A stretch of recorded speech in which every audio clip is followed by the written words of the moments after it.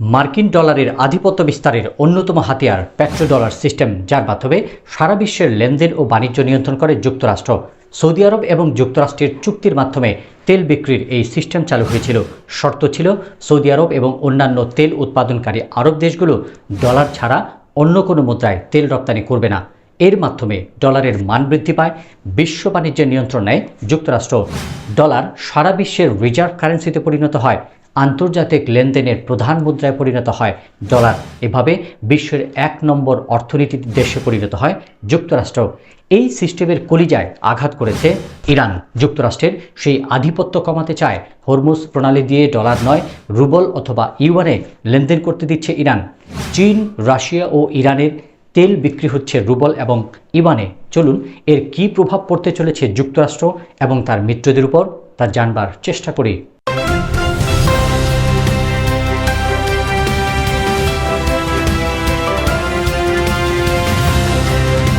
Petro dollar শব্দটি petroleum এবং dollar মিলিয়ে করা হয়েছে।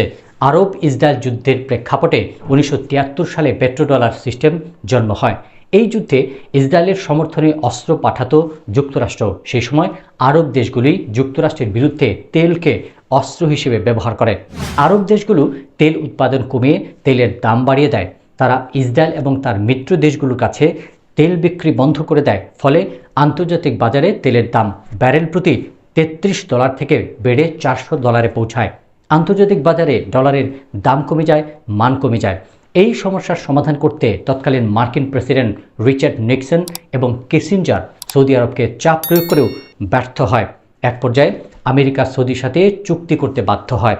যুক্তরাষ্ট্র প্রতি ব্যারেল $400 করেই তেল কিনতে রাজি হয়, কিন্তু শর্ত দেয় ডলার ছাড়া অন্য কোনো মুদ্রায় তেল বিক্রি করা যাবে না। তৎকালীন সৌদি বাদশাহ কিং ফয়সাল আমেরিকার চালাকি বুঝতে না পেরে সেই চুক্তিতে রাজি হয়।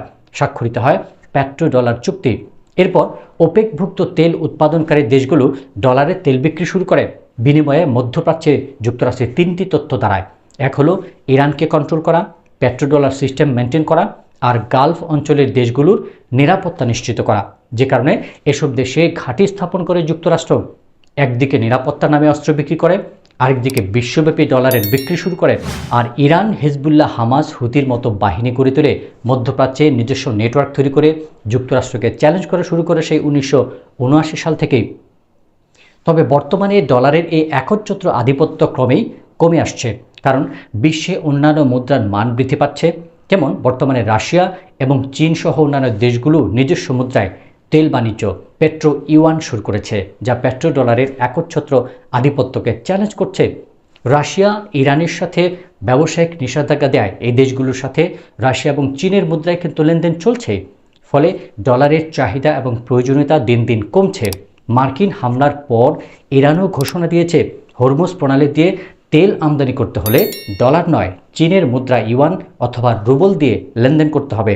এভাবে ইরান, চীন এবং রাশিয়াকে ডলারের মান কমিয়ে ডলারের আধিপত্য কমানোর চেষ্টা করছে।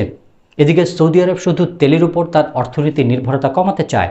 সে কারণে প্রযুক্তিগত বিষয়গুলো থেকে আয়ের নতুন উৎস খুঁজতে গিয়ে সৌদি আরব ডলার ছাড়াও অন্যান্য মুদ্রায় লেনদেন করছে।